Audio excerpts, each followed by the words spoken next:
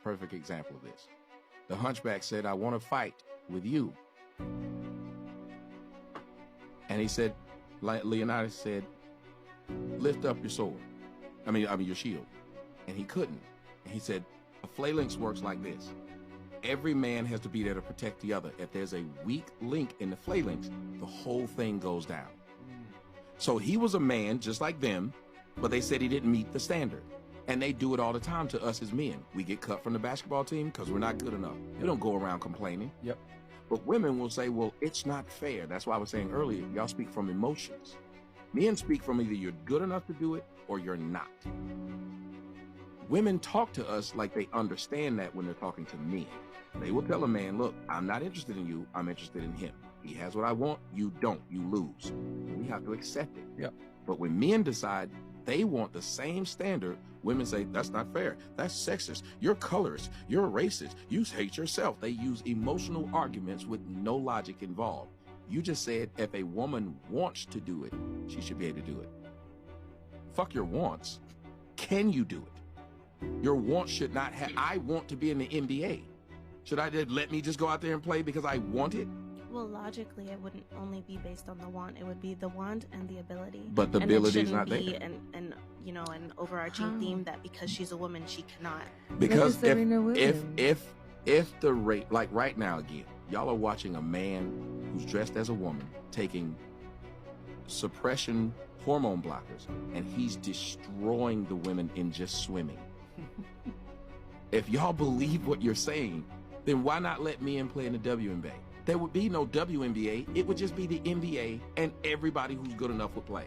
Yet there's not one woman good enough to play in the NBA. Not one. Out of all the women, and there are more women in the United States than men. So you mean to tell me there's not one woman, but you still want to tell me about it's wrong to generalize? Well, how about this? Get one woman that can play in the league. So we can't train hard enough. Who's stopping women from training right now? No, but I'm saying, like, you're Not what you're saying. Let's talk about what actually has happened through the history of Earth. Okay. Is there one woman played in the NBA? No. One woman played in the NFL? No.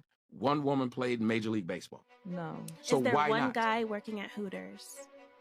You're keeping him from doing it. He can do it. Right, That makes no sense. Y'all, hold on a second. Yeah. For a woman to work at Hooters, you could be dumb as a box of rocks. All you got to do is be willing to wear skimpy outfits. That's true. My That's God. That's true.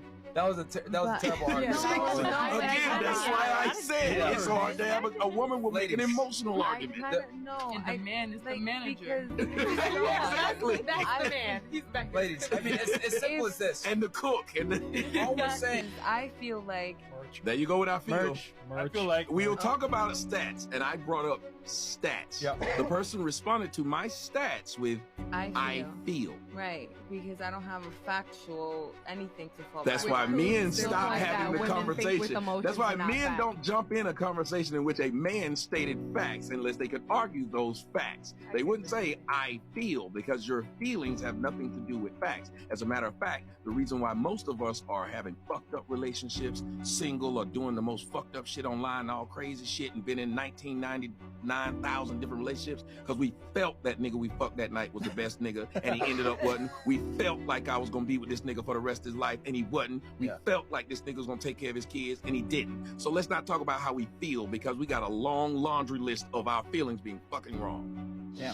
There are few Teachers, male whatever, maybe. teachers sleeping with students today than female teachers sleeping with students. That's true. Yet the problem is we won't bring up that number, number one. Of course not. But number two, we think that it's a cool thing that the boy got to sleep with.